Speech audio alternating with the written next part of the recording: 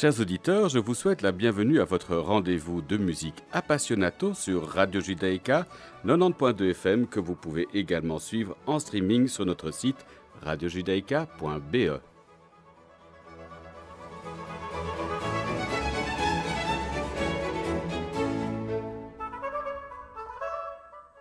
Nous avons l'immense plaisir d'accueillir aujourd'hui Michael Gutmann. Bonjour Michael. Bonjour Frédéric. Alors, je me permets de résumer votre parcours. Votre mère, Simone Gutmann, pianiste et élève de Gina Bachauer, vous encourage à commencer des études de violon dès votre plus jeune âge.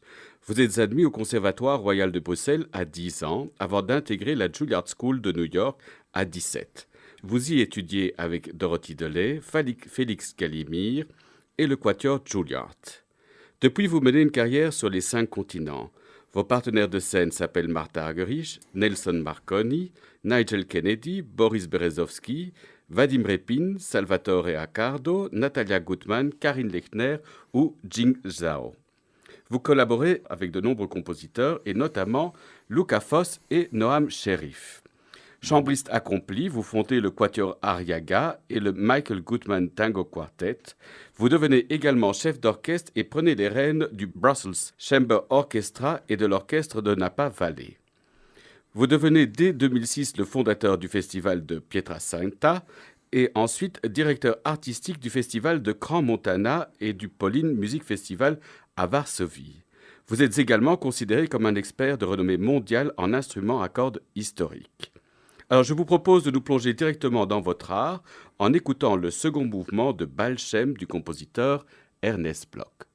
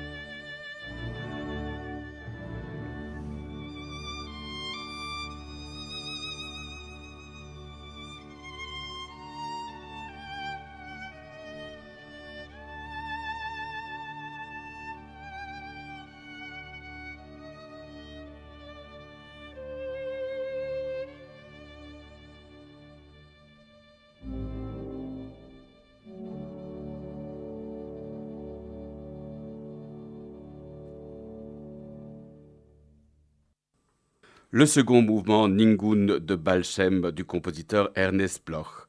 Notre invité, Michael Goodman, était le soliste. Le Royal Philharmonic Orchestra était placé sous la direction de Joseph Serrer-Brier. Dites-nous, Michael, comment est née votre passion pour la musique classique? Ah, comment c'est né? C'est né avant que je sois né, en fait, parce que comme ma mère, qui vit toujours à 96 ans, qui est une hore, comme on dit sur Radio Judaïka, Exact. est pianiste, donc j'ai entendu la musique avant de naître, et du répertoire très intéressant d'ailleurs, parce qu'elle jouait.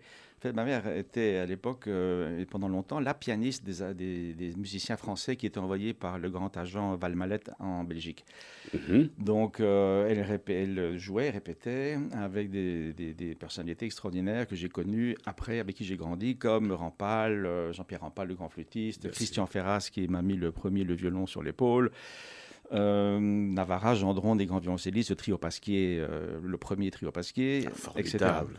Pardon. Formidable, tous des formidables musiciens. Fantastique. J'ai vécu d'ailleurs dans cette admiration des musiciens français que je considère jusqu'à aujourd'hui d'ailleurs les meilleurs musiciens du monde, et même dans Mozart, pas seulement dans le répertoire français. Ceci étant dit, d'ailleurs j'ai fait le lycée français aussi, donc j'ai un petit peu ce côté, je dirais, d'éducation française, malgré que je sois né en Belgique. Et donc la musique, ce répertoire de Martineau, de Prokofiev, de Debussy, qu'elle travaillait avant que je sois né, je l'ai sans doute entendu voilà, Dans le ventre. dans le ventre de ma mère. Voilà, donc c'est évident que je suis né, mais j'étais pas du tout attiré par le piano, j'étais attiré par le mystère du violon, et vraiment c'était répété avec des violonistes, et je voyais ce violon euh, qui était vraiment mystérieux, parce qu'au piano, n'importe quel enfant peut appuyer sur la touche et il a un son qui sort, tandis qu'au violon, c'est une autre paire de manches. Il faut Le créer premier son son. il faut créer le son. Et en fait, j'étais attiré par la boîte de violon. Je trouvais ça comme un cocon. Je me suis projeté en fait comme violon dans la boîte, et j'avais envie de cette boîte merveilleuse, chatoyante, en velours bordeaux, avec plein de poches secrètes. Et c'est ça qui m'a donné l'envie d'avoir un violon. C'est comme un enfant de 4 ans, 5 ans. J'ai commencé à 5 ans. Mais j'étais fasciné par ce jouet, que c'est cette boîte qui contenait tant de choses de secrètes. Donc c'est vraiment le secret. Et j'étais attiré, je me suis projeté comme un espèce de cocon dans lequel j'avais envie de rentrer. Et voilà, donc ça, je suis né dans l'art et la musique, parce que mes parents étaient collectionneurs. J'étais grand ami de Magritte, à l'époque où personne n'en parlait, ou très peu, en tout cas seulement en Belgique. Et donc j'ai eu la chance de grandir dans cet univers du surréalisme belge, de rencontrer Magritte d'ailleurs aussi quand j'étais enfant. J'ai un très bon souvenir, très vivace. Et Delvaux, et voilà, donc c'est un mélange de choses. Et puis après, mon frère est devenu un acteur très connu, Ronald Gutmann, donc il y avait le théâtre. Mon père, c'était les langues, un grand philologue qui parlait 14 langues, Oh mon Dieu. donc, dont un hébreu absolument académique et extraordinaire, le Tanakh. Sans parler les 13 autres, et du judaïsme aussi d'ailleurs, parce que surtout le sionisme. En fait, on n'était pas du tout très religieux, on faisait les grandes fêtes, mais on était très sionistes, et ça c'est quelque chose qui a toujours fait partie de ma vie, et que j'ai continué dans ma carrière de musicien aussi à défendre beaucoup les compositeurs israéliens surtout, qui en ont besoin, parce que vous savez, comme la musique contemporaine, les compositeurs sont toujours défendus par leurs artistes locaux, je dirais. Mais ce n'est pas été toujours le cas en Israël, qui ont des grands solistes, mais certains n'ont pas fait vraiment énormément pour leurs collègues compositeurs. Et c'était un petit peu une mission que je m'étais attelé à faire, et qui a débouché sur ce disque en 1998 pour les 50 ans de l'État d'Israël, dont on parlera plus tard. On va revenir là-dessus, Oui. mais justement, vous faites allusion au judaïsme, à ces compositeurs juifs. Il y en a un pour lequel vous témoignez d'une affection particulière. D'ailleurs, la dernière fois que je vous ai vu en scène, c'était une de ces sonates que vous jouez. C'est Ernest Bloch. Oui. Alors, qu'est-ce qui vous touche, qu'est-ce qui vous attire dans son œuvre à Bloch? Eh ben, Puisqu'on écoute, vient d'écouter le Baal Shem de ce oui. compositeur. Alors Bloch est un compositeur vraiment à part, parce que vous savez, dans la musique du XXe siècle, il y a une période, enfin, on va peut-être en parler un petit peu, il y a une période d'or, qui est l'entre-deux-guerres, que Enfin, voilà, c'est ça où il y a vraiment une période d'or où il y a eu tellement de grands compositeurs, Stravinsky, Schoenberg, Hindemith, Milhaud, Prokofiev, voilà, il y en a tellement, dont Ernest Bloch aussi. Et après la guerre, il y a une période plus difficile avec beaucoup de merveilleuses choses, mais il y a eu, comme Harry Albrecht, le grand musicologue juif belge, a très très bien expliqué toute sa vie, une espèce de cassure entre le public et les concerts de musique contemporaine. Et puis il y a la chute du mur de Berlin. Et à ce moment-là, il y a une espèce de, voilà, quelque part, de réunion, de paix qui s'est faite entre les deux dogmatismes. Le dogmatisme de l'Est, qui était le dogmatisme soviétique, et le dogmatisme de l'Ouest, qui était le dogmatisme qu'on peut dire, qu'on appelait de Darmstadt, de tout ce qui était sériel et tout ce qui n'était pas sériel. Musique très intellectuelle. Très intellectuelle, très comment dire, difficile d'accès. Dissonante. Si on faisait un accord consonant, on était considéré comme un réactionnaire fasciste, et en Union soviétique, si on faisait quelque chose de dissonant, on était considéré comme un capitaliste décadent. Pour oui, c'est tout à fait ça. Oui. Mais c'est ça. Et donc, après la chute du mur de Berlin, il y a eu beaucoup de choses qui se sont passées, beaucoup d'ouvertures sur les autres musiques indiennes, jazz, etc. Et il n'y a plus ce côté de guerre, presque de guerre froide, et aussi de dogmatisme, vraiment, encore une fois, contre les compositeurs qui n'adhéraient pas à la ligne des différents partis officiels ou officieux. Donc pour revenir à Bloch, moi j'ai eu un choc quand j'ai entendu ma mère de nouveau, c'est beaucoup, voilà, qui jouait, qui a travaillé ces sonates de Bloch, que je trouvais extraordinaire, et j'ai entendu le disque d'Isaac Stern avec Alexander Zadkine. Donc c'est un langage en fait qui a été très empreint de musique populaire, mais c'est une musique très savante évidemment. C'était lui-même un grand violoniste qu'il a étudié avec Isaïe à Knock, le Zout. Mais c'était surtout un grand compositeur. Il s'est inspiré non seulement comme entendu, de la musique synagogale dans des pièces comme le Baal Shem, mais aussi de la musique des Native Americans. On ne peut plus dire les Indiens d'Amérique, mais donc vous avez de quoi je veux parler. Et des rythmes et des chansons. Et la plupart de ces grands, d'ailleurs, j'ai enregistré son concerto aussi après. J'étais le deuxième enregistrement après celui de Menuhin. Bizarrement, c'est des choses qui sont complètement tombées dans l'oubli. Et c'est donc cette sonate que il avait fait vous avez entendu America, effectivement. Il a aussi une espèce d'énorme fresque sur l'histoire de l'Amérique. Un enregistrement avec Stokowski. Exactement, qu'on ne joue plus parce que voilà, c'est plus à la mode, mais une œuvre assez extraordinaire. Et dans son concerto pour violon et aussi dans ces deux sonates, il y a beaucoup d'influences des rythmes et des chants des Native Americans. Donc voilà, c'est quelque chose de tout à fait, je dirais, terrien comme musique. C'est à la fois, il touche la terre et le ciel. Donc c'est vraiment, c'est rare des musiques qui sont aussi rythmiques et aussi barbares presque dans l'impact qu'elles ont sur le public, et aussi spirituelles quand il arrive dans ces moments tout à fait profond et calme, qui touche l'âme vraiment. Donc voilà, c'est un compositeur, c'est vrai, qui m'a accompagné longtemps et qui continue. D'ailleurs, nous avons le projet avec Karin Lechner d'enregistrer les deux sonates. Les fameuses sonates. Voilà. Dont j'ai écouté, moi. Voilà. oui, à la chapelle protestante. Exactement. Et là où j'ai joué aussi le quintet, exact, avec les membres de la chapelle Élisabeth. Et là, c'est aussi une œuvre qui est un peu dans la même, je dirais, lignée de ces musiques qu'il a écrites en Amérique, et là où il a trouvé son inspiration. Alors, on revient à ces compositeurs juifs que vous avez défendus dans ce très bel album, et je vous propose d'écouter le deuxième mouvement, Andante affettuoso, du concerto pour violon et orchestre de Paul Ben-Chaim.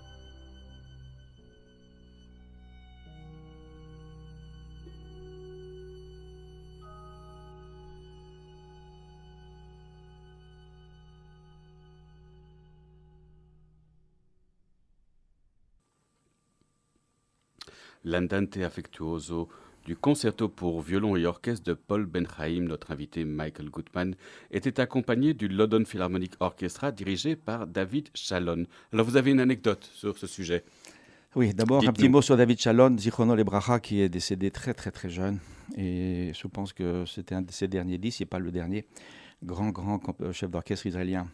Élève aussi de Noam Sherif, d'ailleurs mon mentor, je dirais, en Israël. L'anecdote, c'est que après avoir enregistré ce disque, le disque était déjà sorti, je fais un concert en Italie, à Ravello, un très beau festival dans le sud. Sûr. Et là où Gore Vidal, le grand écrivain américain, a une maison. Et Gore Vidal ne venait jamais au concert, et il est venu à mon concert, un peu par hasard, je pense. Et il est venu dans les coulisses, ça s'est très bien passé, jusqu'au moment où il m'invite chez lui. Le lendemain, ce qui était assez rare, parce qu'il a une demeure extraordinaire. Et puis il me dit, je le dis en français, mais avec l'accent anglais, comme ça on voit. Oui, on a un peu de saveur locale. La fausse saveur locale. Est-ce que n'est pas intéressant de penser que les Juifs ont tellement créatifs dans l'histoire et qu'en Israël, il ne se passe rien au niveau créatif. Il pensait que c'était un antisioniste notoire, pour ne pas dire autre chose. Mais dans son cas, il se fait que donc, il me sort cette énormité. Bon, sûrement par ignorance de ce qui se passe. Et j'avais un exemplaire du disque, justement, dans ma poche de ce disque-là, avec les trois compositeurs, qui sont Ben-Haim, qui était, je dirais, l'ancêtre, le fondateur de quelque part de l'école de composition, son élève Noam Sherif, et quelqu'un encore de la plus jeune génération, Oded Zehavi. Et donc, j'ai dit, mais écoutez, je pense que vous ne savez pas ce qui se passe. Et donc, je vous offre ce disque que je viens d'enregistrer et qui vient de sortir. Et j'ai mis fin à la conversation. Voilà, tout ça pour dire qu'il y a des clichés, malheureusement, les gens ne connaissent pas Israël, ne savent pas ce qui se passe au niveau de la musique populaire extraordinaire, musique classique extraordinaire, du théâtre, il y a plein de choses.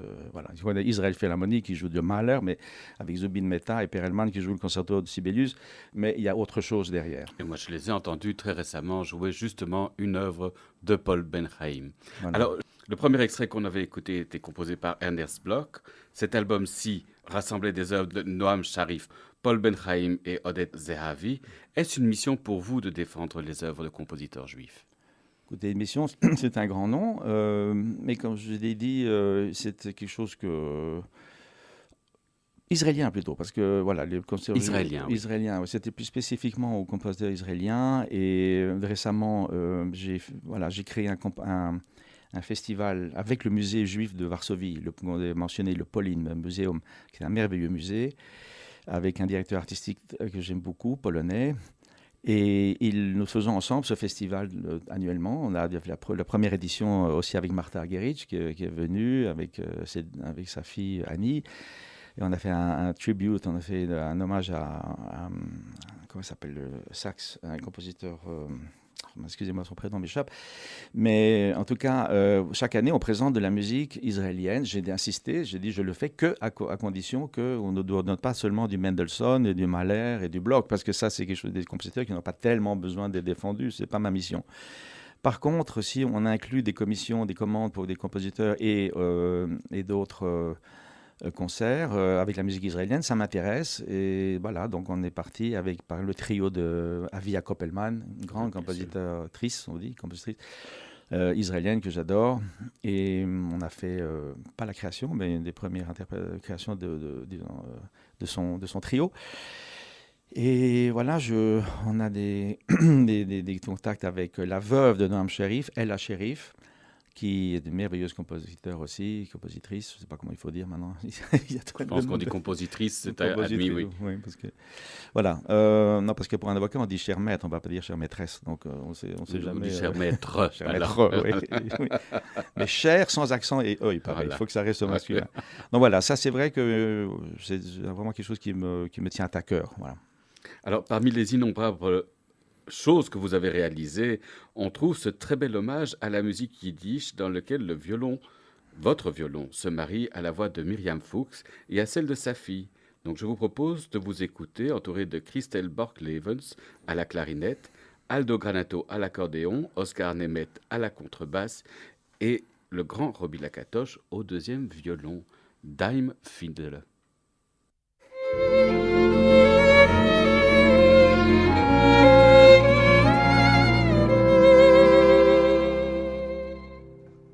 Der Zählene pflegt am Einzele, mei Seide Bisruh. Fin Jidele dem Klezmere, en wussot gelebt amor. Sonnenaugen im Getriebene, also fin Land zum Land. Nur ein Sach ist ihm verblieben, dus Fiedel in seiner Hand. Von Land zum Land geht, in dus Herz tiete Welt.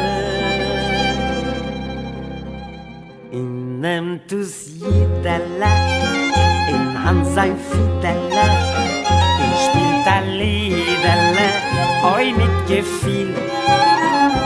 Fiedele der Zeh, aus tiefen Herzen ist gefällt, als sein ganz Leben ist a treurig Spiel. In plötzlich fröhliches Werk, a Treiz von Fiedele mein Herr, als willen Simches noch bei ihnen sein. Der zählt aus Fiedele, ein fröhlich Liedele, als wird Jid kein Mond nicht hintergehen.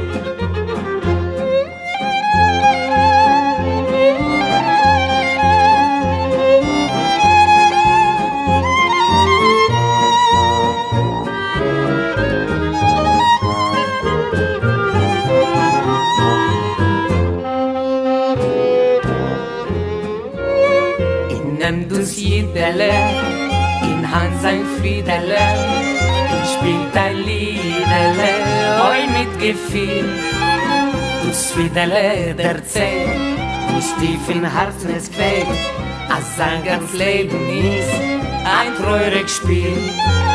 In plötzlich fröhliches Werk, ein Kreuz find viele Lemmen her, als wählen Simches noch bei jedem sein. Der Zedus Fiedele, ein fröhlich Liedele, als wird Jid kein Mund nicht hin.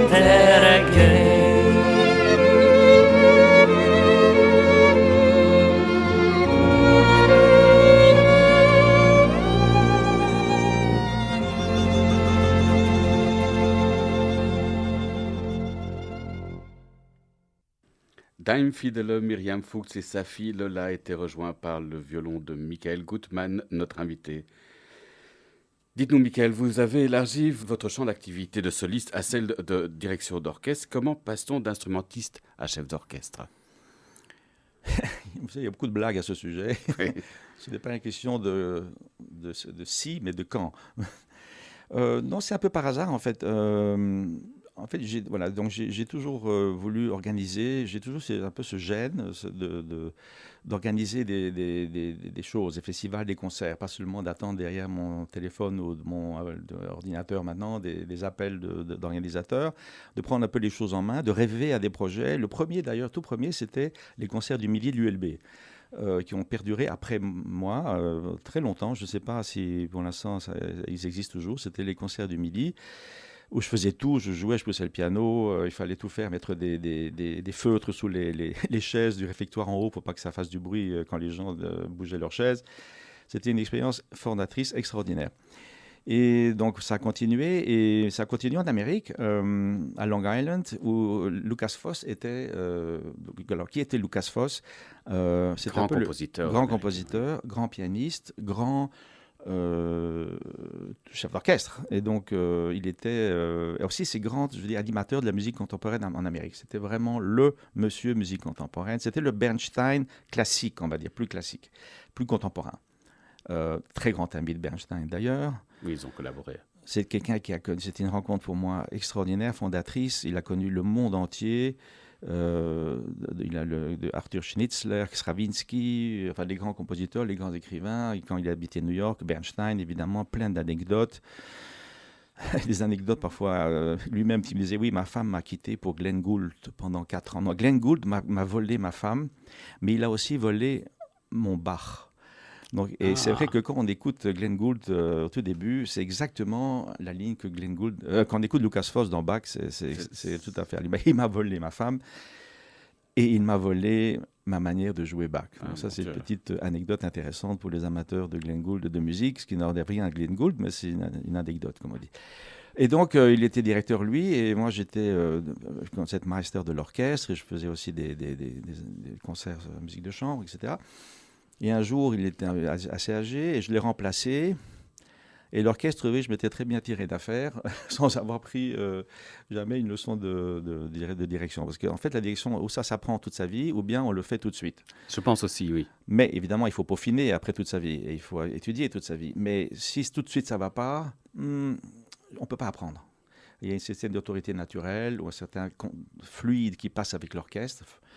Qu'une personnalité, je ne sais pas, une manière d'écouter, d'entendre, de réagir, de corriger, d'exprimer ce qu'on veut et ce qu'on ne veut pas aussi. De diplomatie, de l'autorité. Garder le tempo, parce que le premier rôle du chef d'orchestre, c'est de garder le tempo, surtout, et de pouvoir de commencer l'orchestre et pouvoir les arrêter en même temps.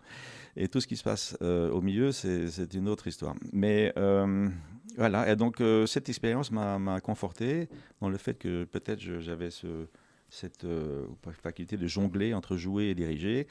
Donc j'ai étudié avec Lucas Foss et j'ai étudié après avec Noam Sherif, qui était grand compositeur, chef d'orchestre et pédagogue, philosophe, on pourrait presque dire, même de la musique, qui est mort il n'y a pas longtemps malheureusement, et qui était mon grand ami en Israël. Et il a reçu le prix Israël, d'Israël, qui est vraiment donné à toute grande personnalité en Israël.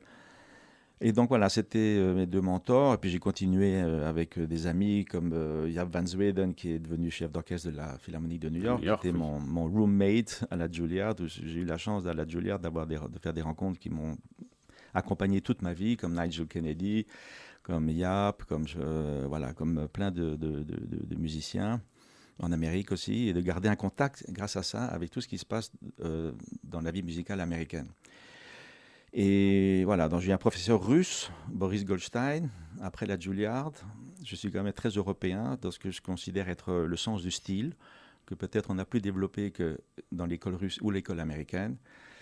Et voilà, je suis assez heureux d'avoir été en contact avec les 3 grands continents. Je n'ai pas fait 5 continents, juste petite correction. Je n'ai malheureusement jamais encore joué en Afrique. Mais ça ne serait à temps. Ça serait à temps, mais j'espère. Mais... Voilà. Qu'est-ce qu'on disait? Lorsqu'on vous nomme, par exemple, chef principal du Brussels Chamber Orchestra Oui. ou de l'orchestre de Napa Valley, est-ce que ce ne sont pas des activités extrêmement chronophages? Alors, Napa Valley, oui. C'est Napa pour ça Valley, que j'ai oui. arrêté. Il y a quand même 9 heures de décalage horaire. On se lève à 2 heures du matin parce qu'on est en décalage et on évite de prendre des somnifères parce qu'on trouve que c'est pas trop naturel. Oui, mais bon, là, j'avais un vrai orchestre. L'orchestre de chant de Bruxelles, le Brussels Chamber Orchestra, parce qu'en Belgique, il faut être Qui est anglais. très très bon. Oui. Sinon, il faut bilingue. Euh, C'était plutôt comment dire, une relation, une collaboration entre soliste et orchestre, parce que voilà, je dirigeais du violon. C'est un ensemble qui est d'ailleurs un merveilleux ensemble, qui existe toujours, mais qui a la spécificité de ne jouer sans chef d'orchestre, en fait. Mais je dirigeais du violon et je les ai, je pense, aidés à se développer à travers des invitations intéressantes dans différents festivals et des collaborations avec des solistes importants.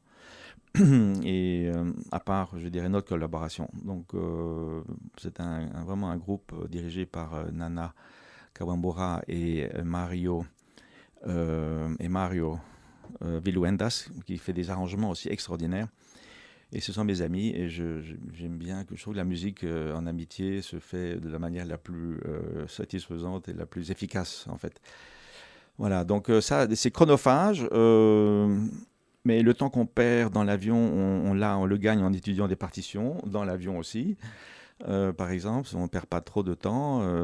La récupération physique est plus difficile au retour, parce que voyager contre le soleil, c'est toujours plus difficile.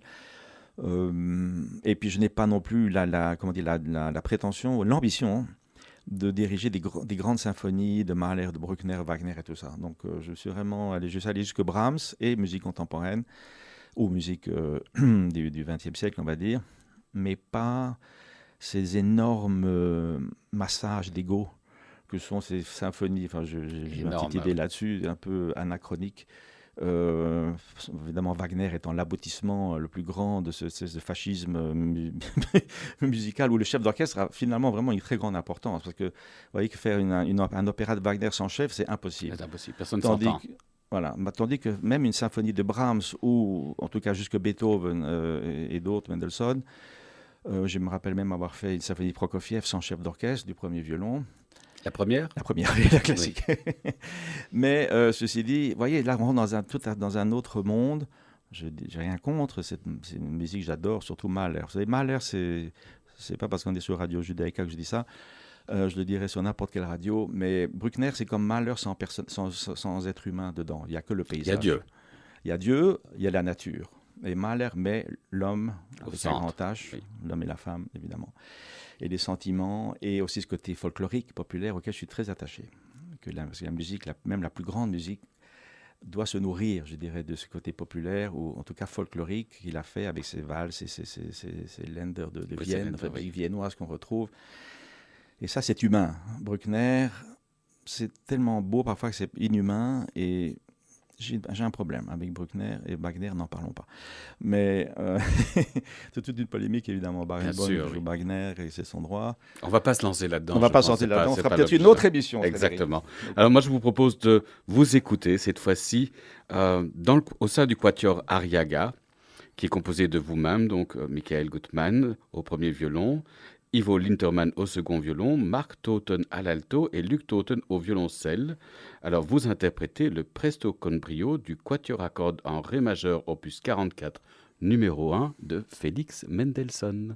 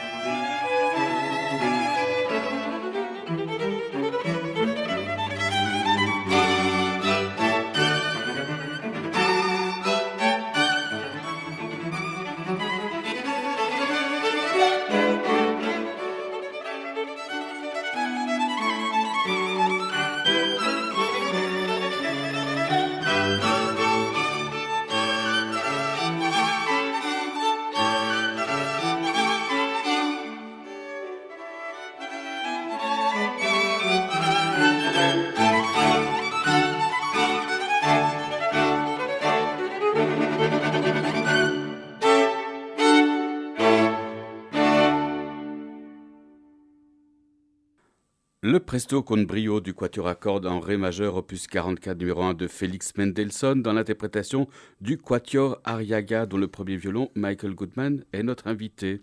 Alors le quatuor Arriaga, c'est aussi une formation que vous avez créée?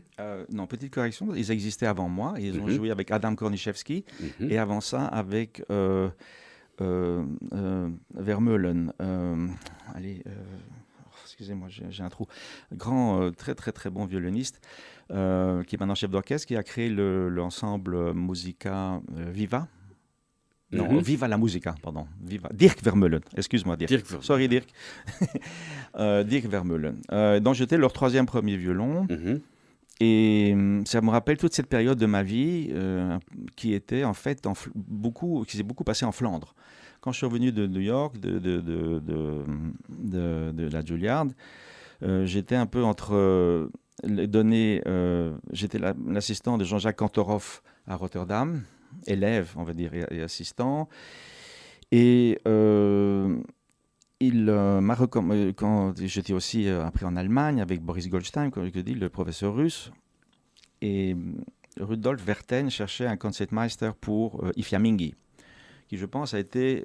Ifyamingi, ensemble de chambre extrêmement connu, qui a connu son heure de gloire il y a... Absolument, il y a 20-30 ans, qui était à mon avis, en dehors des groupes baroques qui sont excellents, mais de loin le meilleur ensemble orchestral, petit orchestre, on était 12 cordes, 11 ou 12. Avec des disques pour Tellark, la firme Tellark, on a fait des tournées. Après, c'est Henri Rodales qui a pris ma place. Donc, c'était des musiciens fantastiques. Et Rudolf Verten, qui était prix Reine-Elisabeth, évidemment, qui avait un talent comme personne pour mener ça et pour arriver à un niveau vraiment international. Je pense qu'en Europe, il y avait très peu. Il y avait I Musici, il y avait l'orchestre Franz Liszt à Budapest, il y avait Ifyamingi en Belgique. Donc, la Belgique, vraiment, c'était une fierté.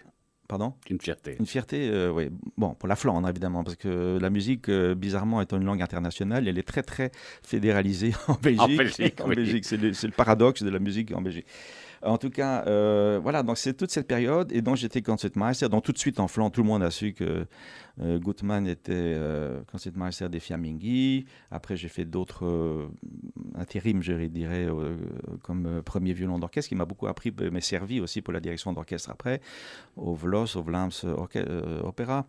À la radio, BRT à l'époque, VRT, et voilà. Et donc, le quatuor Arriaga, mes 3 collègues flamands m'ont demandé, parce qu'ils m'ont connu à travers cette réputation, de reprendre le flambeau. Moi qui avais étudié avec le quatuor de Juilliard, j'étais évidemment assez attiré, en sachant que c'était toujours un mariage et que chaque mariage peut être difficile, mais je dois dire qu'on a joué ensemble plus que 20 ans et on n'a jamais eu une dispute. On s'est vraiment entendus comme des 4 larrons et ça reste des amis à vie, des frères quelque part. Et voilà, donc ça me rappelle le quatuor Arriaga, on a d'ailleurs reçu le prix Fuga de la SABAM parce qu'on a fait tellement de créations. Je pense qu'on était à Flagey, on a fait des dizaines d'enregistrements de compositeurs flamands. Qu'on a pour différents labels. Et j'ai un très bon souvenir de cette période où, comment dire, on revient beaucoup de la musique de chambre avec le Covid, parce qu'un quatuor, c'est beaucoup plus facile à organiser sur scène avec une distanciation sociale qu'un orchestre de 60 musiciens. Tout à fait. Voilà, ce sont des bons souvenirs. On a fait beaucoup de musique contemporaine et on a, je pense, aidé un petit peu. D'abord, on a aidé à complètement ressusciter Arriaga, qui était le Mozart espagnol. Pour simplifier, c'est pas tout à fait vrai, mais disons qu'il est mort très jeune. Il était très doué. Il était professeur de violon à Paris à 15 ans. Et aussi Mendelssohn, les quatuors qu'on ne jouait presque jamais. Et pour moi, Mendelssohn reste de nouveau. Et qu'on continue à jouer assez peu, je trouve. Je pense que c'est le grand compositeur le plus négligé, parce qu'on joue toujours les quelques œuvres très connues. Et surtout dans la musique de chambre, on joue son trio qui est très connu. Donc, mais il y a des quatuors à l'époque, en tout cas. Il n'y avait que le quatuor Mélos qui avait fait l'intégrale. Et nous, on était peut-être la 2e intégrale ou la 3e. Et on a continué à faire des intégrales en concert avec Arriaga Mendelssohn, qui se mariait très bien. Et en fait, c'est un compositeur qui a tout. Et ça reste jusqu'à maintenant un de mes compositeurs préférés, surtout dans cette époque. Il y a la précocité de Mozart, il y a le sens mélodique de Schubert, Il y a le romantisme déjà de Schumann. Il y a cette structure, évidemment, cette puissance qu'il a des quatuors de Beethoven qui l'ont beaucoup inspiré. Donc, qu'est-ce qu'on peut demander de plus? Oui, et puis il y a surtout cette vie qui énerve chacune des notes. Chaque note est vivante. Oui, c'est superbe. Mais vous voyez, c'était aussi l'antisémitisme de Wagner et d'autres qui ont fait qu'on a considéré Mendelssohn comme cosmopolite et léger, qui étaient un petit peu, n'est-ce pas, les clichés qu'on collait aux Juifs. Cosmopolite et léger, mais un grand compositeur, ça peut être qu'un non-juif, parce qu'ils ne vont jamais comprendre la profondeur et de l'âme. Et nous, on était là pour amuser la galerie. Et Mendelssohn, c'était quelqu'un de superficiel, n'est-ce pas? Oui, alors que je suis sûr qu'il les a influencés, j'en suis persuadé. Je pourrais montrer des extraits où on se dit, tiens, mais là, un piqué chez l'autre. Ça, c'est tout à fait clair. Oui, mais vous voyez que Mendelssohn n'est pas superficiel et que voilà, Wagner a aidé à perpétuer ce cliché. Et une de ses mauvaises actions parmi d'autres. Parmi de nombreux autres. Alors, vous avez évidemment beaucoup de cordes à votre arc. Et parmi vos activités, vous avez décidé de fonder le festival de Pietrasanta, qui est cher à votre cœur. Alors, où se trouve ce village de Pietrasanta? Alors, cette petite ville, on va dire, de Pietrasanta, en fait, est en Toscane, entre Pise et Carrare, en dessous des montagnes de marbre qui ont servi à Michel-Ange pour faire ses sculptures. C'est une ville d'art, en fait, et qui était une ville d'art jusqu'au moment où j'ai créé ce festival avec l'aide de la commune. En fait, j'ai l'inspiration en revenant du festival d'Elbe de Bachmet, mon ami Yuri Bachmet, que j'adore, et qui est aussi un grand organisateur, en plus d'être un grand, je dirais, altiste et musicien, et chef d'orchestre maintenant. Donc voilà, j'ai eu cette idée et la commune m'a suivi au milieu de ces carrières de marbre, en tout cas en dessous, et au milieu de ces sculptures et de bronze aussi, parce que c'est une ville d'artisans en fait, les villes d'artisans du marbre, les artisans du bronze.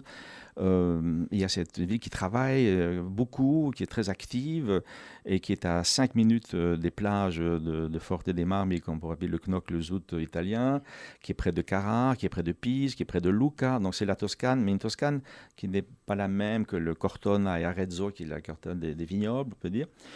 Moi, c'est l'huile. Chez nous, c'est l'huile d'olive. C'est Lucca. Et voilà, donc j'ai eu la chance de trouver un endroit extraordinaire avec une acoustique magnifique et la chance que notre amie commune, Martha Argerich, a accepté de venir 5 ans de suite pour lancer cette aventure qui nous a évidemment lancé de façon nationale et internationale.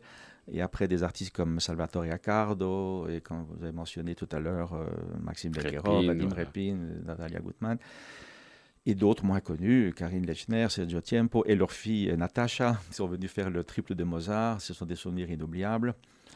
Voilà, on a fait du tango, on a fait du klezmer, on a fait plein de choses aussi, parce que la programmation de Pietrasanta reflète un peu, je dirais, mon année musicale. C'est la musique classique, mais c'est aussi mon attachement, comme on disait tout à l'heure, à tout ce qui est un petit peu folklorique dans le bon sens du terme. En tout cas, l'influence folklorique, parce qu'il y en a énormément. Avec une exception sur 14 ans, c'est Jean-Luc Ponty, oui. qui était mon idole de jeunesse et qui est venu il y a 2 ans. Nigel Kennedy, c'est Dites-nous oui. Jean-Luc Ponty, grand violoniste de jazz rock, qui a travaillé avec Miles Davis et avec Mahavishnu Orchestra de Shakti, de John McLaughlin. Voilà, c'est un grand musicien qui, même à un âge assez relativement avancé, de 75, 6 ans, 77 ans, je ne sais pas, est comme un jeune homme. Il joue comme un jeune homme et une énergie extraordinaire.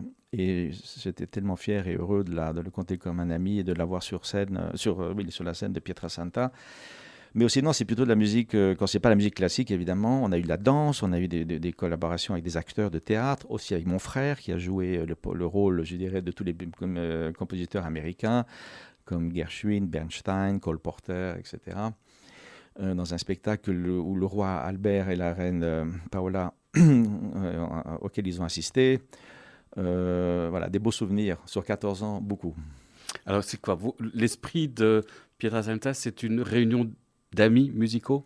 C'est ça l'esprit que vous cherchez à créer dans Oui, absolument. Quand j'ai dit, c'est un peu le résumé de l'année que j'ai écoulée ou l'année d'habitude, enfin des années, et surtout, souvent, je m'inspire de... C'est un peu un accouchement de faire un programme qui met d'ailleurs 9 mois, plus ou moins. Et c'est pas un casse-tête chinois de faire un programme d'un festival? Oui, mais en fait, finalement, ça s'organise de manière assez organique. Il y a des choses, il y a des choses qui sont, je dirais, indispensables, soit parce que vraiment Il est par faux. affinité, Oui. soit par question d'horaire. Voilà, la seule date possible, c'est ça. Soit par, je dirais, euh,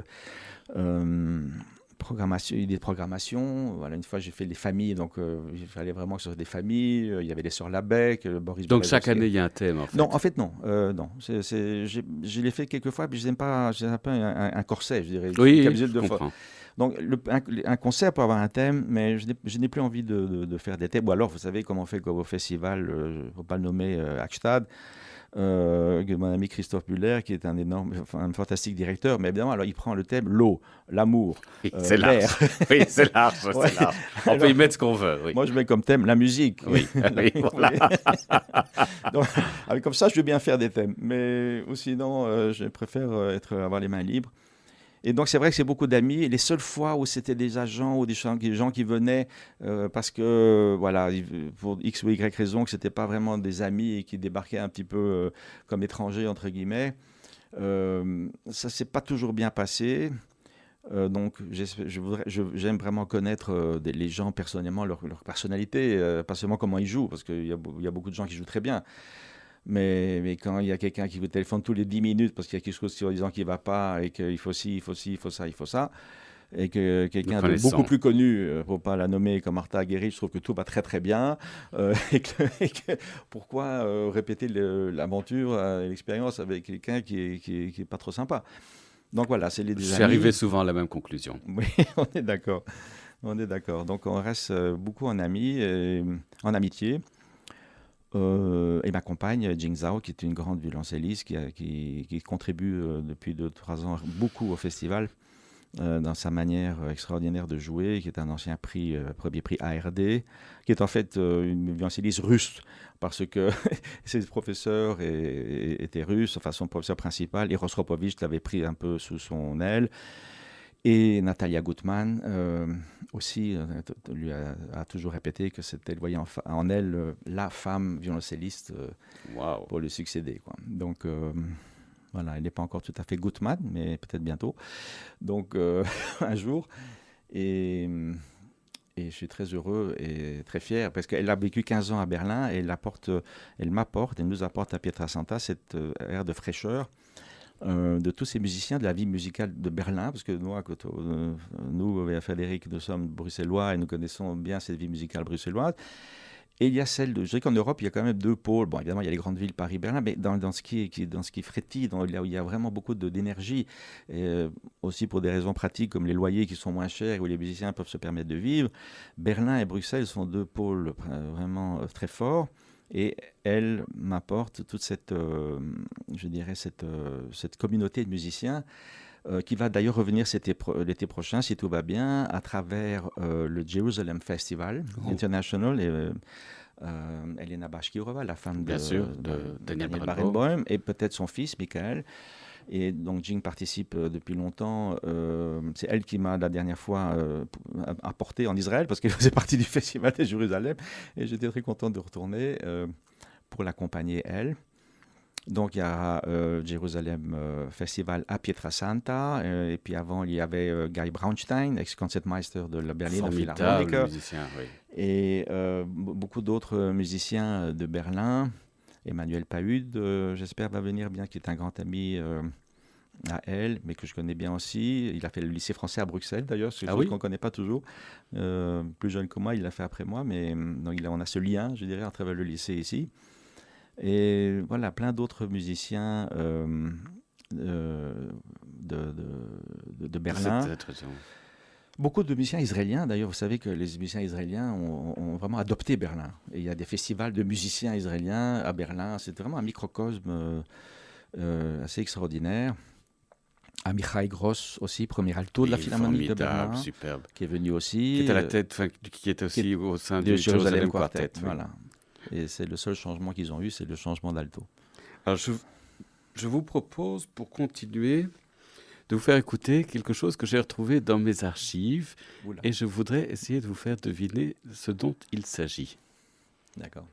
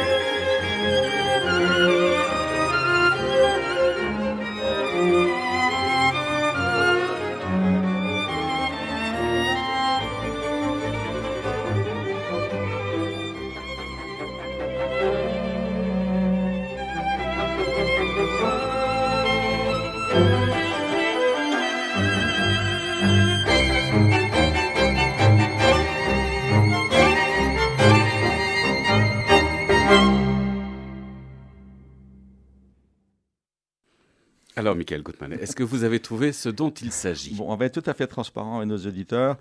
Au début, non. Et j'ai demandé un indice. Et vous m'avez dit 1986. Et là, je me suis gratté la tête et je me suis rappelé d'un enregistrement avec Jean-Jacques Kantorov dans un ensemble Paganini. L'ensemble Paganini, qui comprenait Jean-Jacques Kantorov, Linda Ashworth, Vladimir Mendelssohn, Mari Fujiwara, Duncan McTeer, Ferenc Boccani, Marika Mendelssohn et vous-même. C'est ça. Et alors, c'est un instrument assez particulier où il y a des pièces originales de Michel Legrand. C'est ça. Je ne sais pas dans quel contexte ça s'est fait, parce que j'ai une version japonaise de ce disque, donc je n'ai pas pu la déchiffrer. Denon, sans doute. Denon, exactement. Je me rappelle très bien, c'était le label de Jean-Jacques Kantorov, et Jean-Jacques m'appelle un jour en me disant help, à l'aide, tu dois être demain à Rotterdam, je ne sais plus où, parce qu'on enregistre, et voilà, comme j'ai dit tout à l'heure, on était ensemble au conservatoire de Rotterdam, où il me faisait, c'est marrant, c'est incroyable parce que vous me faites ce test-là et un des passe-temps préférés de Jean-Jacques à l'époque, et surtout avec moi, c'était de me faire deviner des compositeurs ou des interprètes. Donc on passait des soirées à passer des disques et puis voilà, il me faisait le test et je dois dire que j'étais pas trop mauvais.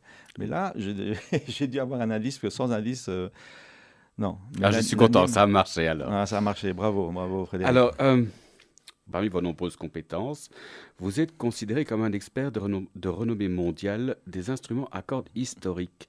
Comment est née cette passion? Voilà, si je peux me permettre de nuancer un peu cette définition. Je ne suis pas un expert, mais je suis un amoureux et collectionneur depuis très longtemps. D'instruments, comment est née cette passion? Écoutez, c'est aussi quelque chose, je suis deuxième génération en fait de collectionneurs. Mes parents avaient commencé ces collections. Je pense que mes parents étaient traumatisés par la guerre. Et ma mère pianiste et mon père avaient aussi commencé le piano, et pas par la guerre, en fait, par la crise de 30-32, qui était terrible pour beaucoup de gens à travers le monde. C'est l'effet, la vague de pauvreté et de drame que ça a engendré, et peut-être encore sous-estimé. Et mon père en Pologne, et ma mère à Alexandrie, parce qu'elle était donc juive ukrainienne, mais née à Alexandrie, parce qu'ils avaient fait une alia qui s'est retrouvée, une alia en Égypte en fait.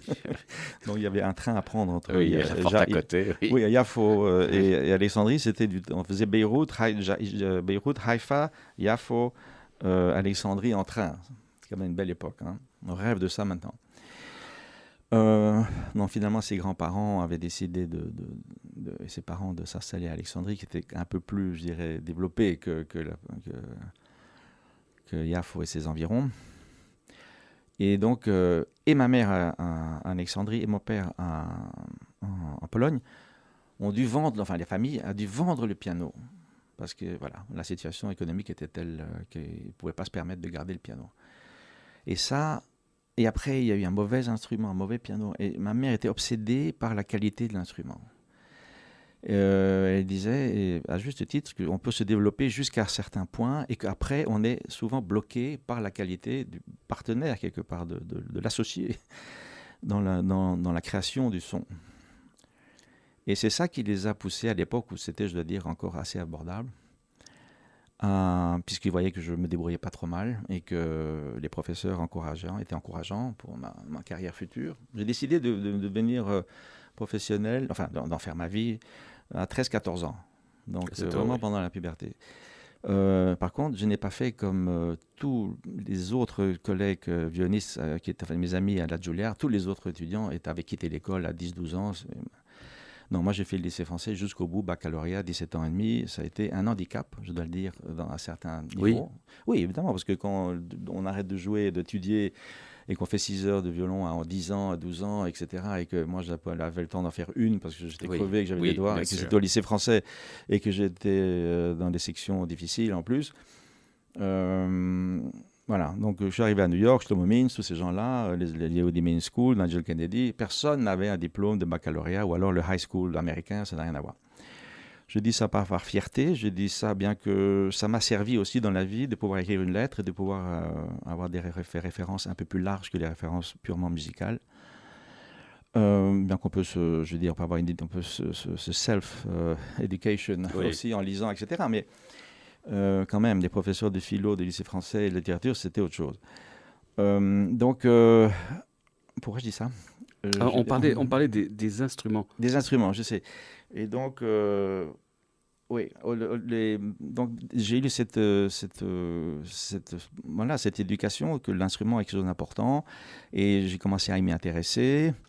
Et donc d'abord, à travers les violons que j'ai eu la chance de jouer quand j'étais assez jeune.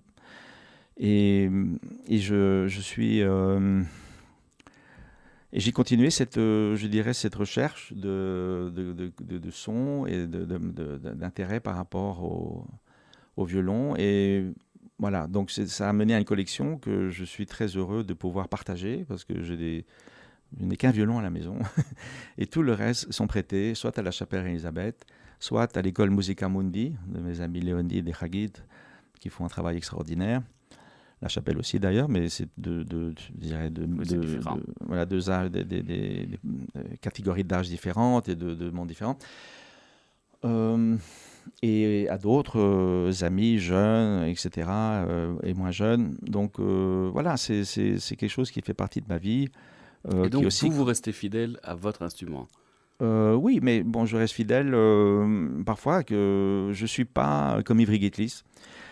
Qui a, je dis pas qu'il fait son cinéma, mais je dis, comme il était aussi un peu acteur, hein, il est un très bon acteur. La relation avec son violon Ivry Guitlis, qui était un très très grand violoniste. Excusez-moi, Ivry Guitlis, qui exceptionnel, le dernier représentant de la grande école juive du violon du XXe siècle.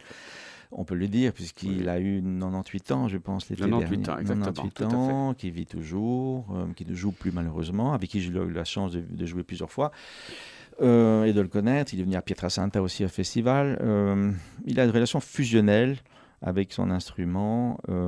Voilà, moi, si j'ai eu l'occasion parfois de faire un échange et de trouver quelque chose qui correspond, parce qu'il y a une évolution aussi, on va avoir besoin d'un autre type de son, un autre type de dimension de violon, etc. Où l'oreille change, les besoins changent, le répertoire.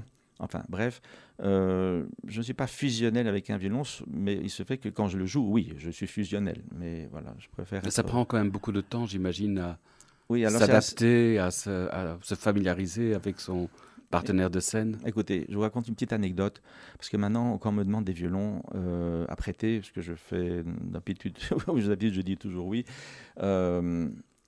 Oui, alors on me dit, j'ai un concert dans 6 mois, dans 3 mois, il faut que je m'habitue. Je dis très bien. Mais il y a l'exemple de ce très très bon violoniste ukrainien qui m'a raconté quand il faisait le concours Elisabeth, Oleg Kaskiv, qui est arrivé en finale. Son professeur était dans le jury. C'était Antonio Lisi, très très bon grand élève de Menuhin, un violoniste argentin qui avait un Stradivarius. Il lui a dit, si tu arrives en finale, je te prête le violon pour la semaine à la chapelle. Donc il a eu combien? 7 jours pour s'habituer au violon. Oui. Et pour dire. Et il a eu un prix, ou je sais pas. Mais en tout cas, on peut s'habituer au violon si... il n'y a pas un problème de dimension autre, vraiment grave, en 3 jours. La justesse, les mesures sont assez standards, je dirais, donc il y a des petites différences pour les octaves et pour la production du son, évidemment, c'est surtout la main droite qui doit s'habituer, la main de l'archet. Et donc voilà, Kaskiv, il m'a raconté, je n'oublierai jamais cette histoire. Et ça indique bien que, le piano, les pianistes doivent s'habituer en 5 minutes, les pauvres. En 5 minutes. Et souvent, ils ont des déconfitures. Hein. Exactement. Oui. Mais on ne peut pas me dire que si un violoniste a 3 jours ou une semaine, on va être très large, il ne peut pas s'habituer à un nouveau violon. Donc, oui, c'est quelque chose qui est très beau. En fait, c'est entre l'art et un objet utilitaire.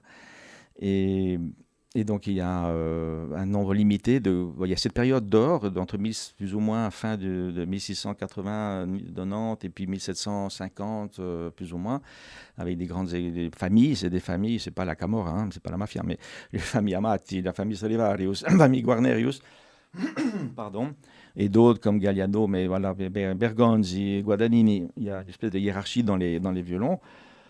qui se reflète dans les prix d'ailleurs, qui correspond exactement, je dois dire, souvent à la qualité sonore. Ce n'est pas un miracle, ce n'est pas un mystère, ce n'est pas une coïncidence. Donc c'est vrai, ça existe. C'était ma prochaine question, Oui. justement. La légende populaire veut que ces instruments de cette époque-là continuent à sonner mieux que ce qu'on peut faire à l'heure actuelle. Vous êtes d'accord donc avec cette affirmation? Alors, je dois être d'accord. Sinon, la valeur de mes instruments va sérieusement baisser. Pragmatique. Ça. Mais je dois nuancer, cette idée. C'est qu'en fait, les violons modernes, d'abord, on a fait beaucoup de progrès depuis 20 ans. C'est mon impression. Je ne sais pas s'il y a un échange d'informations. Je ne sais pas ce qui se passe, mais des violons modernes. Et après, je pense avoir compris, après avoir parlé à beaucoup de personnes à ce sujet, il y a un grand égalisateur du son qui sort d'un violon, ce sont les cordes maintenant. Le setup, comment on arrange le violon et surtout les cordes. Mais les cordes modernes ont un tel degré je dirais, de projection que déjà au niveau puissance, on peut arriver parfois à des résultats supérieurs que les anciens violons. Qualité sonore. Stradivarius, ça fait 650 violons. Ils ne sont pas tous de la même qualité. Il y a des violons difficiles à jouer qui nécessitent vraiment un apprentissage. Alors quand on fait un test aveugle ou je ne sais pas quoi avec un Stradivarius qui est difficile à jouer et un violon moderne qui est flambant neuf et qui est très très bien, je dirais, arrangé, il se peut que le violon neuf va sonner mieux peut-être, au niveau plus en tout cas, plus. Mais voilà, c'est pour dire qu'il y a cet aspect maintenant des cordes qui fait que les violons modernes contemporains sonnent mieux qu'avant, mais pas que à cause des cordes, mais évidemment aussi. Mais la qualité, par contre, voilà, je pense qu'un violon comme surtout les Del Gesù, qui est la deuxième grande famille sur laquelle la plupart des solistes aiment jouer, en fait. Les Stradivarius sont comme des pur sang qu'il faut maîtriser, ça met un petit moment. Un Guarnerius Del Gesù, puisque c'est lui qui était très croyant, alors on l'appelle, il signait toujours avec une croix, donc son surnom c'est Del Gesù. Sont des instruments plus, je dirais, de buvard, qui s'imprègnent de la personnalité du violoniste. Pardon. Et donc, qui fait que la plupart des solistes, beaucoup de solistes aiment jouer avec des Stradivarius, avec des Guarnerius par contre, mais pas tous, comme Joshua Bell est un Stradivarius player. Zuckerman joue sur Guarnerius, c'est vraiment le son riche et très chaud du Guarnerius. Voilà, donc au niveau de la qualité, alors ce que je veux dire, c'est que les Guarnerius ont besoin d'une grande salle pour s'exprimer. Donc dans une chambre, on n'entendra pas la différence, mais vous le mettez vous parliez des Beaux-Arts, et le Guarnerius va sonner jusqu'au la dernière rangée. Tandis que le violon contemporain, qui est extraordinaire sur 20 mètres, 30 mètres, 40 mètres, n'a pas toujours la même projection. Parce que les harmoniques le portent, sont moins portées. Maintenant, bravo aux luthiers contemporains qui font un travail extraordinaire. Mais il ne faut pas pour ça enterrer les grands maîtres. Alors, on passe à autre chose.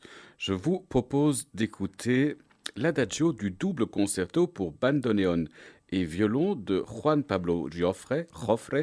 Le compositeur est au bandoneon, Michael Gutmann au violon. Ils sont entourés par l'Orpheus Chamber Orchestra.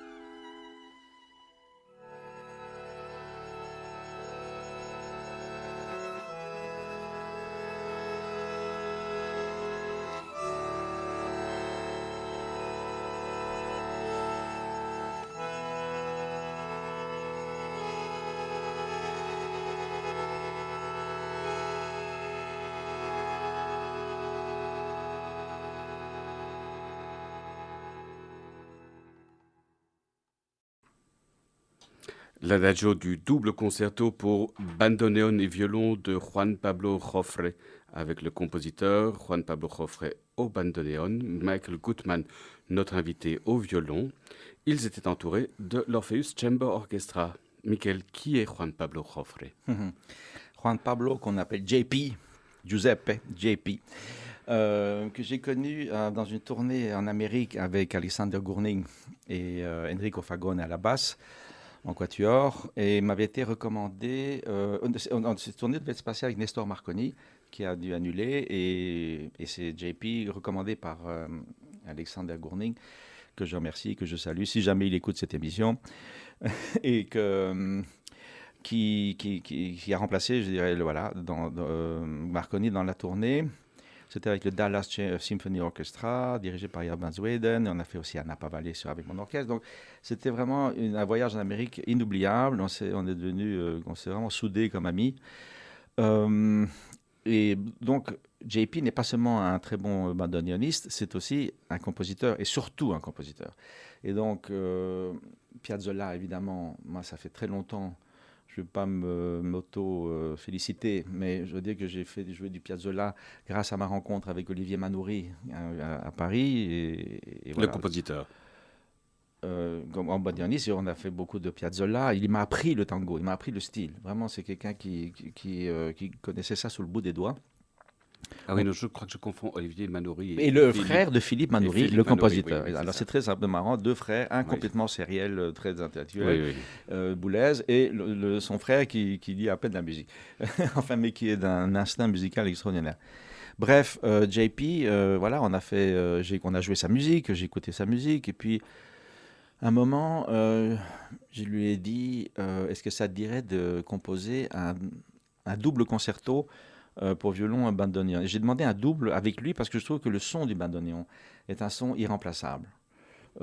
C'est pas l'accordéon, c'est pas le piano. Enfin, le bandoneon, c'est comme une espèce d'un poumon qui s'ouvre et qui se ferme. C'est déchirant. On peut pas remplacer un bandoneon. C'est pour moi, dans le monde du tango, parce que le tango, c'est comme le jazz ou la musique classique. On dit le tango, mais le tango, c'est un monde de musique. Il y a du tango classique, il y a du tango pour danser, il y a du tango contemporain, il y a du tango, tu vois. Donc c'est un monde, et dans ce monde-là, il y a eu évidemment la révolution de Piazzolla, qui a sorti le tango, je dirais, de la danse et des cabarets quelque part. Enfin, pas que des cabarets, mais disons qu'il a vraiment, d'ailleurs pour lui, il fallait interdit de danser sur sa musique. Il faisait exprès d'ailleurs de rien composer sur lequel on pouvait danser. Il l'a fait entrer dans les salles de concert. De concert. Il a écrit l'histoire du tango, Bordel 1900, Café 1930, Nightclub 1960, Concert 1980. Ça, c'est l'histoire du tango, les 4 titres des 4 mouvements d'histoire du tango. Donc Piazzolla, voilà, tout le monde le connaît maintenant. Tout le monde connaît Libertango, qui n'est même pas un tango, qui est apparemment basé sur une mélodie juive. Pour un marié, il a composé pour une fête juive. Oblivion, des chefs-d'œuvre évidemment, mais parfois trop joué, je ne sais pas. Par contre, il y a plein d'autres morceaux de Piazzolla qui méritent d'être encore découverts sûrement. Notamment des octuors. Il y a ici en Belgique un grand spécialiste du tango qui s'appelle Ariel Eberstein, il est bassiste à La Monnaie, qui fait un boulot extraordinaire sur le contemporain aussi de Piazzolla, qui a été mis de côté, pas par Piazzolla, mais par l'histoire de la musique. C'est ça Rovira. Alors justement, vous avez créé avec Ariel Eberstein le Michael Gutmann Tango. Pas tout à fait. Avec Ariel et d'autres musiciens de Paris, Chloé Pfeiffer et Lisandre Denozo, on a un groupe aussi qui a pris la relève, je dirais, du Michael Gutmann Tango Quartet, mais qu'on appelle maintenant Michael Gutmann et Sonico, parce qu'ils ont Sonico. Ça, ils travaillent ensemble en tant que Sonico. Mais voilà, je pense que c'est la manière dont on va travailler dorénavant. Mais pour revenir à JP Joffre, donc depuis Piazzolla, il y a le nouveau tango argentin. Lui, JP, qui habite New York, comme Piazzolla a habité New York pendant, et c'est là évidemment qu'il a entendu le jazz et qu'il s'est développé comme compositeur aussi. Voilà, donc il a écrit ce double concerto qui, en fait, je ne savais pas, était le premier dans l'histoire de la musique, entre guillemets, d'un double concerto pour violon et bandoneon. Il y en a eu Et d'autres c'est après. écrit quand, en fait? Ça a été écrit il y a quoi? Il y a 4 ans. Ah oui, c'était tout récent, alors. Oui, ça passe. Il en a fait un autre après, un autre compositeur en a fait, mais ça, on peut dire fièrement que cette idée... et alors, mon idée, c'était aussi de lui demander d'inclure un piano dans l'orchestre. Un peu pour faire comme un concerto grosso baroque, mais pas avec un clavecin qu'on n'entend jamais. Oui. Excusez-moi, mais surtout quand on joue le clavecin avec des violons modernes ou des instruments modernes, il est complètement noyé par la réverbération des instruments modernes. Mais bref, un piano continuo et timpani, parce qu'il y avait une œuvre d'Ernest Bloch, justement, qui m'a donné cette idée, et de Martineau, tous ces compositeurs de l'entre-guerres dont on parlait tout à l'heure. Et personne n'a jamais continué, je dirais, dans ce style de concerto grosso moderne du XXe siècle. Et donc, je lui ai donné cette idée, que j'ai donnée à Philip Glass, d'ailleurs. Ah bon? Oui, parce que j'ai fait la création mondiale de son double concerto pour violon et violoncelle avec son ex-femme à Dallas et à Hong Kong, philharmonique.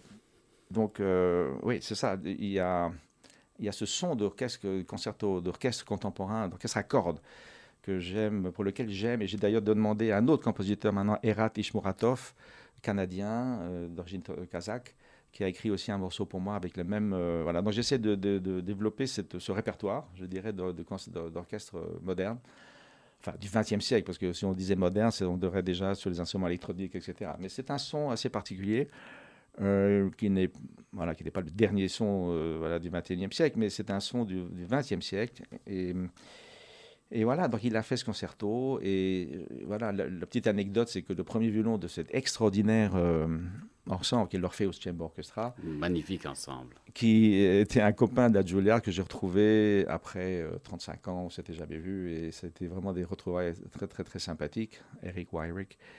Et on a vraiment passé un très bon moment. Et il y a d'autres petites pièces après, avec JP a composé pour bandoneon et violon. Voilà, cet instrument, le bandoneon, qui est si déchirant. L'Argentine a comme symbole, quelque part, le tango comme musique. C'est un pays qui a comme symbole une musique. C'est rarissime. Je veux dire, la France, on dirait la nourriture, la Belgique, le chocolat. Je sais pas. Et l'Argentine, c'est le tango. Mais la musique de tango. Et le football. Et le football. C'est vrai. On parlait de Maradona. D'ailleurs, je voulais demander à JP de faire un Diego Tango. Diego Tango, vraiment? Oui. Sérieusement? Oui, j'ai une idée pour ça. Mais bon, on en parlera peut-être un jour. Alors, je vous propose de continuer justement avec le tango. Un tango assez amusant, Musiquita Nocturna. Donc, c'est une pièce pleine d'humour à la sauce mozartienne. C'est une création de Michael Goodman et du Sonico Tango Quartet, c'est comme ça qu'il faut dire? Voilà, j'en dirais ça comme ça. Oui. Avec Lisande Donoso au bandoneon, Ariel Eberstein à la contrebasse et Chloé Pfeiffer au piano qui en signe également l'arrangement.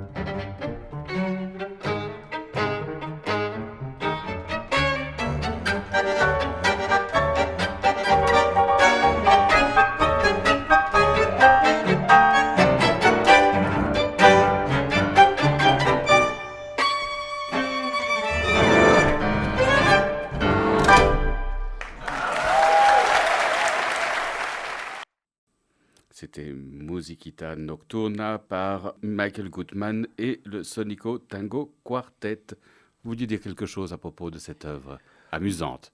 J'adore la manière dont comment dire, arrangé cette idée que j'ai eue. En fait, je lui ai dit Chloé Pfeiffer. Chloé Pfeiffer, pianiste et voilà, qui a fait cet arrangement. Et j'avais cette idée, je ne suis pas compositeur, je suis incapable de le faire moi-même. Et je l'ai, comme on dit, la, de ces quelques idées, comme Paul McCartney a fait pour son... Enfin voilà, et comme Charlie Chaplin, on disait Pour la de musique.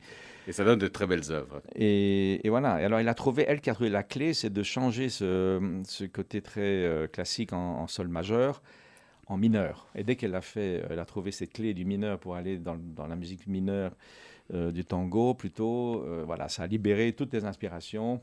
Et je pense que c'est très très bien. J'ai joué très souvent en version tango quartet et en version orchestrale à cordes aussi. Ça fonctionne toujours très très bien. Moi, je dis, je l'ai écouté plusieurs fois et chaque fois, ça fait un tabac en concert. C'est vrai, oui, c'est ça. En concert, oui, non, ça fait, les gens adorent. Il y a cette référence Mozart. Comment est-ce que Mozart peut tout d'un coup se retrouver dans les bas-fonds de Buenos Aires? Je pense qu'il serait très content. Je trouve aussi, il ne faut pas sacraliser les œuvres. Donc, il y a deux, comment dire, voilà, cette envie que j'ai de mêler la musique folklorique et la musique classique qui m'accompagne toute ma vie, en fait. Et le tango fait une grande part là-dedans. Je pense aujourd'hui à Guy Lukowski, qui était le directeur de la Biennale de guitare de Liège, grand festival. Et il faut savoir qu'en Belgique, il y a eu cet extraordinaire événement qui était le festival de guitare à Liège, dirigé par Guy Lukowski, qui a fait des commandes à des compositeurs comme Piazzolla, avec son double concerto pour violon, pour bandoneon et guitare, concerto de Liège d'ailleurs, qui a fait une carrière mondiale. Oui, bien sûr. Aussi à Morricone, à Leo Brauer, le grand compositeur guitariste cubain. Enfin, c'est vraiment une personnalité extraordinaire, avec beaucoup de bagou et une culture énorme. Guy Lukowski, je pense un des rares, si pas le seul musicien belge à avoir été invité par Chancel au Grand Échiquier. Grand Échiquier. Ouais. Voilà, petit clin d'œil à Guy Lukowski, qui a connu très bien et grâce à qui j'ai eu beaucoup d'échos de Piazzolla et que je remercie encore. Alors, Michael, il est de tradition dans Appassionato de vous offrir le libre choix de nous faire écouter un enregistrement que vous aimez. Qu'avez-vous choisi de nous faire entendre? Alors, en fait, plutôt que de choisir un morceau, enfin évidemment j'ai choisi un morceau que j'adore, et vous savez, tous les musiciens classiques dont je fais partie, surtout de ma génération, trouvent très cool de programmer quelque chose de pas classique pour montrer qu'ils écoutent quelque chose d'autre. Exact, tout à fait. On a eu le cas plusieurs fois. Voilà, donc j'ai voulu suivre ce cliché, on va dire, parce qu'évidemment, Mozart, j'ai 50 choses de Mozart que j'aurais mis avant, ou d'autres, Mendelssohn, mais... je voulais plutôt faire une référence à une période de ma vie et à cette musique qui la caractérise, qui la représente.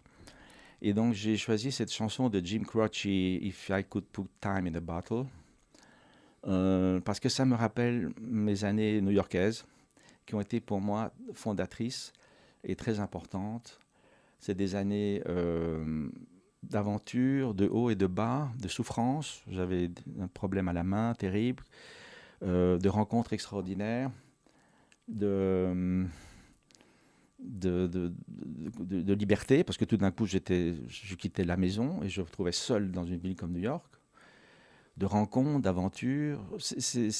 Voilà, comme j'ai dit, des musiciens, mais pas seulement des musiciens, des concerts, des gens en dehors de la musique classique, une liberté peut-être dangereuse aussi, et de remonter la pente après, parce qu'au moment où je suis arrivé, j'ai eu un grand problème à la main gauche qui m'empêchait de jouer comme j'aurais voulu jouer. C'est une raison pour laquelle j'ai jamais fait de concours non plus. Ça m'a handicapé pendant de nombreuses années, mais grâce à New York et à tout ce que ça représente pour moi, c'est pour ça que j'ai choisi ce petit morceau que j'ai découvert, parce que je n'écoutais pas grand-chose de la musique hors classique, qu'on n'écoutait pas beaucoup, parce que mon père adorait la musique française, par exemple, mais ma mère, c'était Schubert, Mozart, ou rien. Ou rien. Donc il y avait cette lutte entre eux, Donc j'ai quand même pu voler quelques chansons de Brassens et Jacques Brel, mais ça faisait pas partie. Tout ça, j'ai découvert après. Simon Garfunkel, quand je suis arrivé à New York, par exemple. Voilà, quand il y a le twist, les Beatles, les débuts des Beatles, et c'était ça. Et donc cette chanson aussi a des mots extraordinaires. Si vous écoutez bien les mots, c'est une poésie infinie, et on pourrait lire les mots et être ému. Et en plus, avec cette petite chanson, vous voyez, comme dans les symphonies de Mahler, il y a un petit tune, quoi. Il y a une petite chanson qui vient. Très simple. Très simple. Et parfois dans la musique de Schnittke aussi. Chez Mozart, chez tous les grands compositeurs.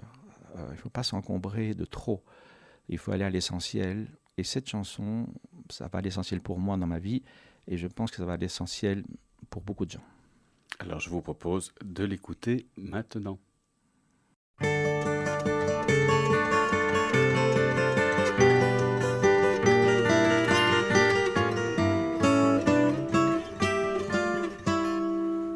If I could save time in a bottle, the first thing that I'd like to do is to save every day till eternity passes away, just to spend them with you.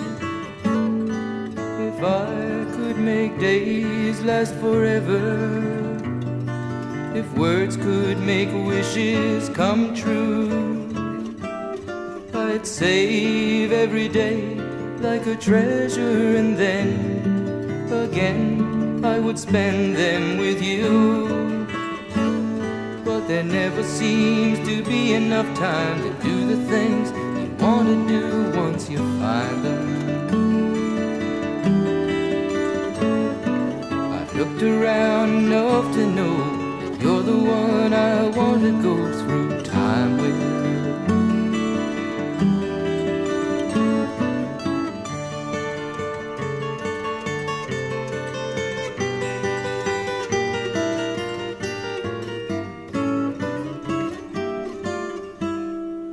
If I had a box just for wishes and dreams that had never come true, the box would be empty except for the memory of how they were answered by you. But there never seems to be enough time to do the things you want to do once you find them. I've looked around enough to know you're the one I want to go through time with.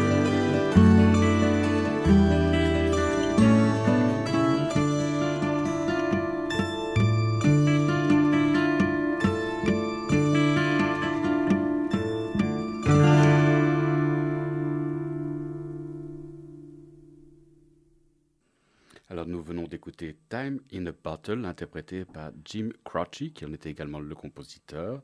Il s'agissait du choix de notre invité, Michael Gutman. Votre rendez-vous musical Appassionato touche à sa fin. Merci beaucoup, Michael Gutman, d'avoir accepté notre invitation. Merci à vous, très heureux d'être là. Merci à Carlos Zamajoa d'avoir assuré la technique de cette émission.